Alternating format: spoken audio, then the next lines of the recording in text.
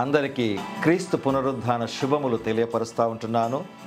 ప్రియులారా, ప్రభువైనటువంటి యేసు క్రీస్తు మన పాపముల నిమిత్తమై ఆయన శరీరధారి అయి కల్వరి శిలువ పైన ప్రాణం పెట్టి మన పాపానికి పరిహారార్థ బలిగా ఆయన మరణించి సమాధి చేయబడి తిరిగి ఆయన ఆ యొక్క ప్రవచనముల నెరవేర్చిన ప్రకారముగా పునరుద్ధానమైనటువంటి దినమును మనము ఈరోజు ఆరాధించుకుంటున్నాము, జ్ఞాపకం చేసుకుంటున్నాము. కనుక అసలు ఈ యొక్క పునరుద్ధాన దినము లేదా ఈస్టర్ అంటే ఏమిటి, ఆ రోజు జరిగినది ఏమిటి అన్న విషయాలను కొన్ని ధ్యానించుకుందాం. అంత మాత్రమే కాదు, దాని నుంచి నేను తెలుసుకుంటున్నటువంటి విషయం ఏమిటి, అన్వయించుకోవాల్సినటువంటి విషయాలు ఏమిటో కూడా ధ్యానించుకుందాం, ప్రార్థన చేసుకుందాం. ప్రేమ కనికరం కలిగిన ప్రియ పరలోకపు తండ్రి, మీ యొక్క అపారమైన ప్రేమను బట్టి మీకు వందనాలు చెల్లిస్తూ ఉంటున్నాము. నేటి దినము తండ్రి, మరణము మిమ్మల్ని ఆపలేకపోయింది, సమాధి మిమ్మల్ని ప్రభువా కట్టిపెట్టలేకపోయింది. అది మీ యొక్క శక్తి ప్రభావం అయి ఉంటున్నది. దానిని మేము గుర్తెరిగి మీ పునరుద్ధాన శక్తిని ప్రభు మేము ధ్యానించుకొనున్నట్లు ఈ కొన్ని నిమిషములు మేము ధ్యానించనయింటుండగా మీ సహాయం మాకు అనుగ్రహించి ప్రభువా, మరి ముఖ్యంగా మేము వాక్యం ద్వారా బలపడుతూ రానున్న జీవితంలో మీ పునరుద్ధాన శక్తిని ప్రకటించే కృప కూడా దయచేయమని యేసు నామములో వేడుకుంటున్నాను తండ్రి, ఆమేన్. మంచిదండి. నేటి దినమునకు అంటే ఈ యొక్క ఈస్టర్ లేదా రిజరక్షన్ డే యొక్క పాటను మనం పాడుకొని మనం ప్రభువుని ఆరాధిద్దాం.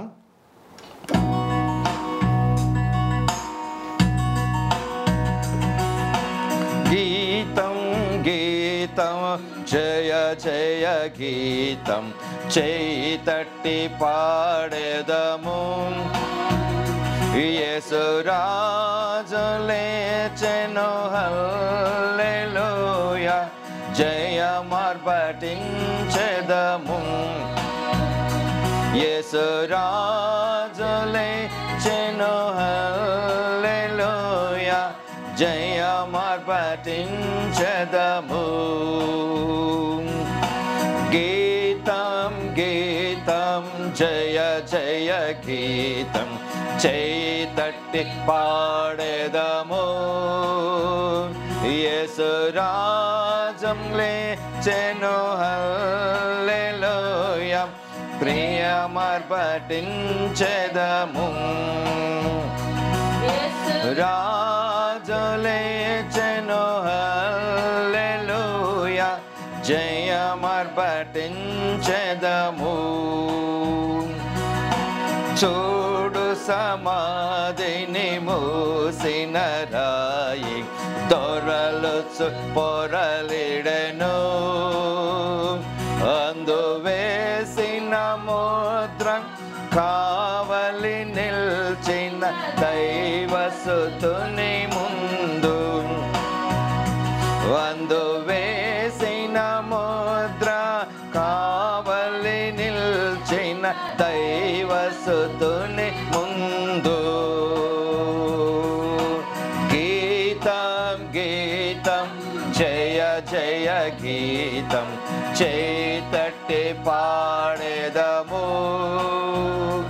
యేసు రాజు లేచెను, హల్లెలూయా, జయమార్పటించెదము. రాజు లేచెను, హల్లెలూయా, జయమార్పటించెదము. వలదు వలదు ఏడువ వలదు, వెల్లుడి గలిలయకు. తాను చెప్పిన విధముగా తిరిగి లేచెను, అరుగిడి ప్రకటించుడి. తాను చెప్పిన విధముగా తిరిగి లేచెను, పరుగిడి ప్రకటించుడి.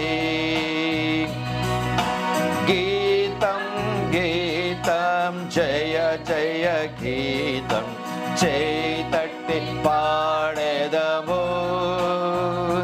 యేసు రాజు లేచెను, హల్లెలూయా, జయమ మార్బటించెదము రాజు లేచెను హల్లెలూయా జయ మార్బటించెదము కయపవారల సభయును ఆదరుచు పరుగిడిరి ఇంకా దూత గణముల ధ్వనిని వినుచు వణుకుచు భయపడిరి ఇంకా దూత గణముల ధ్వనిని వినుచు వణుకుచు పరుగిడిరి గీతం గీతం జయ జయ గీతం చేతట్టి పాడెదను యేసు రాజు లేచెను హల్లెలూయా జయ మార్బటించెదము యేసు రాజు లేచెను హల్లెలూయా జయ మార్బటించెదము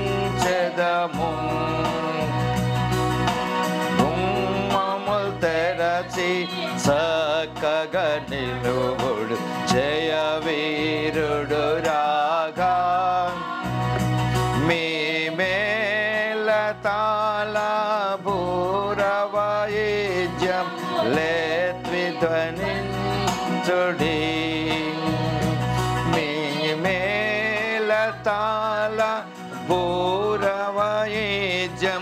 లేత్తి ధ్వనించుడి గీతం గీత జయ జయ గీతం చేతట్టి పాడెదము యేసు రాజు లేచెను హల్లెలూయా జయ మార్బటించెదము యేసు రాజు లేచెను హల్లెలూయా జయ మార్బటించెదము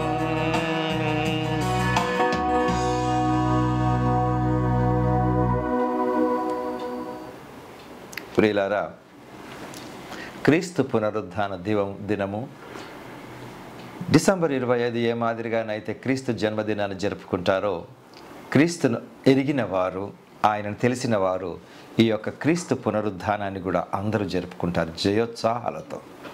అంటే గుడ్ ఫ్రైడే రోజు క్రీస్తు కల్వరి శిలువ పైన ప్రాణం పెట్టి సమాధి చేయబడి తిరిగి తను చెప్పినట్లుగా 3వ దినము లేచినాడు. సరే, అసలు ఈరోజు జరిగింది ఏంటి అంటే మనం 2000 సంవత్సరములు కనుక వెనక్కి వెళ్ళినట్లయితే ఇది ఏంటి జరిగిందన్న విషయాన్ని మత్తయి సువార్త 28వ అధ్యాయంలో 1 నుంచి 10 వరకు కనుక మనం చూసుకున్నట్లయితే విశ్రాంతి దినము గడిచిపోయిన తర్వాత ఆదివారమున తెల్లవారుజుండగా ఇక్కడ విశ్రాంతి దినం అంటే శనివారాన్ని విశ్రాంతి దినం ఆదివారం నుంచి ఆరంభమై వారము ఆదివారం నుంచి ఆరంభమవుతుంది. శనివారం విశ్రాంతి దినము. సరే, వారి యొక్క సాంప్రదాయ ప్రకారం 3వ దినమున సమాధి దగ్గరికి వెళ్ళాలి అని మగ్దలేని మరియా ఇంకొక మరియా కూడా కలిసి వెళ్ళినప్పుడు అక్కడ జరిగినటువంటి చరిత్ర ఏంటంటే ఆ రాయి దొర్లింపబడి ఉంటుంది.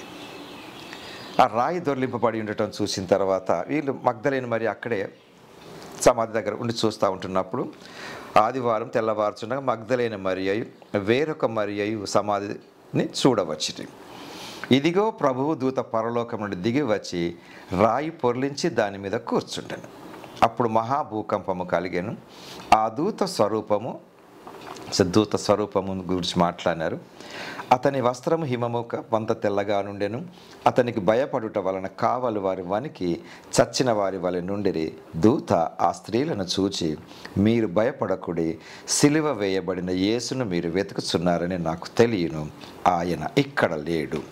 ఇక్కడ దూతలు కూడా 6వ వచనంలో ఏం మాట్లాడుతున్నారంటే ఆయన ఇక్కడ లేడు, తాను చెప్పినట్లే ఆయన లేచి ఉన్నాడు. చూడండి ప్రియులారా, ఇప్పుడు యాక్చువల్గా పునరుద్ధాన దినము ఈస్టర్ దినమున జరిగినది ఏంటిదని అంటే సమాధిలో యేసయ్య లేడు, బయటకు వచ్చేసినాడు. చూడండి, సమాధులు ఆయన ఆపలేకపోయాయి. అయితే ఇవన్నీ ఏంటి? దూత కూడా ఒక మాట ఏమన్నది? ఆయన చెప్పినట్లే లేచాడు. ఇప్పుడు ఇక్కడ 3 విషయాలు మనం ధ్యానించుకుందాం. ఒకటి ఏంటిదనంటే, యేసు ప్రభువు సిలువ వేయబడక ముందు 3.5 సంవత్సరముల వ్యవధిలో ఆయన కొన్ని విషయాలు చెప్పాడు. నేనే పునరుద్ధానమును అని. ఆయన ఏదైతే చెప్పినాడో పునరుద్ధానం అనే దాని గురించి ఆయన మాట్లాడినాడు. బహుశా అప్పటి వరకు వాళ్ళకి అర్థం కాలేదు ఈ పునరుద్ధానం అంటే ఏంటి అని. పునరుద్ధానమును నేనే అని యోహాను సువార్త 11వ అధ్యాయం 25వ వచనంలో చెప్తాడు. అది నేనే. పునరుద్ధానం ఏదైతే అవుతుందో ఆ పునరుద్ధానాన్ని నేనే అంటాడు. పునరుద్ధానమును నేనే. తర్వాత పునరుద్ధానం మూలంగా నాకు జీవం కలిగింది అంటే, ఇక్కడ అసలు ఈ ఈస్టర్ ఎందుకు జరగాల్సి వచ్చింది? ఈస్టర్ మరణించి సమాధి చేయబడి పునరుద్ధానం ఎందుకంటే, యేసు ప్రభువు గుడ్ ఫ్రైడే దినమున పాపముల నిమిత్తం పరిహారార్థ బలిగా అంటే ఒక పరిశుద్ధ రక్తాన్ని అర్పించినాడు. ఏదేను తోటలో ఆదాము అవ్వలు దేవుడి యొక్క ఆజ్ఞను తిరస్కరించి దేవుడికి దూరంగా అయినప్పుడు తిరిగి ఎందుకు అనంటే, ఆది కాండంలో 2వ అధ్యాయంలో ఒక మాట ఏమంటాడంటే, నేను తినకూడదన్న వృక్షఫలమును కనుక నీవు తింటే నిశ్చయముగా చచ్చేదవన్నాడు. ఇప్పుడు ఆ ఆజ్ఞను అతిక్రమించి వాళ్ళు చనిపోయినారు. అంటే శారీరకంగా కాదు, ఆధ్యాత్మికంగా. అంటే పరలోకానికి వీళ్ళు దూరం అయిపోయినప్పుడు మరి దేవుడు ఏమన్నాడు? మీరు చచ్చిపోతారన్నాడు. కాబట్టి సరే, లేదు ఈసారికి నేను వదిలిపెడుతున్నాను అని తిరిగి వాళ్ళ గత జీవితాన్ని ఇవ్వలేదు. ఆయననే చట్టాన్ని నిర్ణయించినాడు కాబట్టి ఆ చట్టాన్ని పాటించటం కొరకు ఆయన ఒక ఆజ్ఞను ఇచ్చినాడు. కాబట్టి ఆ ఆజ్ఞ నెరవేర్చడం కొరకు వారిని ఏదైనా తోట నుంచి వెళ్ళగొట్టినాడు. దేవుడికి దూరమైన మనము తిరిగి దేవుడితో కలవటానికి జంతువుల బలి కానీ ఎటువంటిది కూడా దానికి ప్రాయశ్చిత్తం కాదు. అందుకనే తన కుమారుణ్ణి నిత్యరాజ్యంలో మనం ఉంచటం కొరకు కల్వరి శిలువపైన ప్రాణానిగా అర్పించాం. అయితే ఆ ప్రాణము ఒకవేళ యేసు ప్రభువే అంటే దైవ కుమారుడు, దైవత్వము కలిగినటువంటి వ్యక్తి మానవుడిగా శిలువ పైన మరణించి ఒకవేళ ఆయన అక్కడికే మళ్ళీ తిరిగి బయటికి రాకుండా కనుక ఉన్నట్లయితే ఒక వ్యక్తి మరణించినాడు, అంతవరకే ఉండేది కదా. కానీ ఆయన పునరుద్ధరించినవడం దైవత్వానికి నిదర్శనం. అది ఎందుకు? పునరుద్ధానం లేకుంటే మానవులందరి మాదిరిగానే ఆయన కూడా సమాధిలోనే ఉండేవాడు. అందుకే ముందే చెప్తాడు యేసయ్య, పునరుద్ధానము నేనే అంటే నేను తప్పకుండా చనిపోయినను తిరిగి లేస్తానని అది అతను నెరవేర్చినాడని. పునరుద్ధానమును నేనే అనేది ఇక్కడ దూతలు చెప్పినట్టు ఏమంటారు? తాను చెప్పినట్లే ఆయన లేచి ఉన్నాడు. ప్రియులారా గమనించండి, ఆయన ఏదైతే ప్రమాణము చేసి ఉన్నాడో, ఏదైతే చెప్పినాడో ఆ పునరుద్ధానాన్ని నేనే అని ఆ పునరుద్ధానం ఆయన నిరూపించాడని. ఆ పునరుద్ధాన శక్తి మూలంగానే ఈరోజు నీవు నేను కూడా ధైర్యం వహించగలుగుతుంటున్నాం. ఆ పునరుద్ధాన శక్తి మూలంగానే ఏమైపోయిందండి? పునరుద్ధానం వల్ల ఏమైపోయింది? ఈ మరణాన్ని ఆయన జయించినాడు. ఇప్పుడు అపవాది ఆయన ఓడించలేకపోయాడు. ఎందుకంటే యేసు ప్రభువే గనుక మరణించి అంటే సిలువ వేశారు, మరణించి సిలువ పైనే మరణించి అంతటితో ముగింపు జరిగింది అనుకోండి, సమాధి చేయబోయినాడు. ఎంత మామూలు మనుషుల మాదిరిగానే ఉండి కనుక ఉన్నట్లయితే అసలు అపవాదికి పై చేయి ఉండేది, ఆయన గెలవలేదు కదా. శాయశక్తుల అందుకనే అసలు ఆయన మరణించకుండా కూడా ప్రయత్నం చేశాడు. పేతురు ద్వారా ఒక మాట మాట్లాడిస్తాడు. ఏమని? నేను చనిపోతుంటున్నాను, నన్ను సమాధి చేస్తారు అదని, నీకు అది కలగకుండా కాక అన్నప్పుడు యేసుప్రభు ఏమంటాడు? సాతానా వెనకకు పొమ్మంటాడు. పేతురును కాదు ఆయన అన్నది. ఆయన చావకుండా ఉండటం కొరకు, ఎందుకంటే ఆయన చనిపోతే తప్పకుండా పునరుద్ధానం అవుతాడు.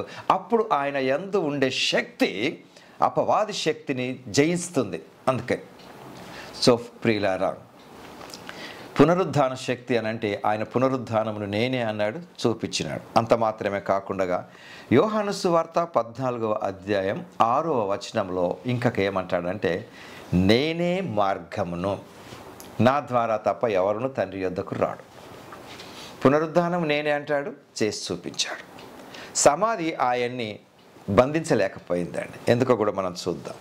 సమాధి ఎందుకు ఆయన్ని బంధించలేకపోయిందండి? ఇదంతా కూడా దేవుడి ప్రణాళికనే. కానీ మానవ మాతృలుగా వీళ్ళన్నీ చేస్తూ వచ్చారు. ఏంటేంటి? సిలువ వేశారు, పట్టల ఆదివారం రోజున జయోత్సాహాలతో యెరూషలేం తీసుకొచ్చినారు. ఒక గ్రూప్ ఏమో హోసన్నా అన్నారు, మరొక గ్రూప్ సిలువ వేయమన్నారు. ఇవన్నీ అక్కడ చూస్తున్నటువంటి ప్రజలకు ఒక కొత్త వింతగా ఉండొచ్చేమో, కానీ యేసు ప్రభుకి ఇవన్నీ తెలుసు. అందుకని మొదటి నుంచి కూడా ఆయన మాట్లాడుతూ వస్తున్నాడు, నా తండ్రి చిత్తం నెరవేర్చడమే నా పని, నా తండ్రి చిత్తం నెరవేర్చడమే నా పని. అందులో భాగంగా ఎన్నో విషయాలు చెప్పినప్పటికీ నేటికి ఉన్నటువంటి ప్రత్యేకత ఏంటంటే పునరుద్ధానమును నేనే అంటాడు. ఆయన పునరుద్ధానుడైనాడండి. ఆ ఒక్క సంగతి మనకు చాలు. ఎలా మామూలుగా పునరుద్ధారమైనప్పుడు సమాధిని కూడా వాళ్ళు ఏం చేసినారంటే పక్క కట్టుదిట్టాలతో గొలుసులతో బంధించి ముద్ర వేయించి ఏది కూడా యేసు ప్రభువును సమాధిలో బంధించలేకపోయిందండి.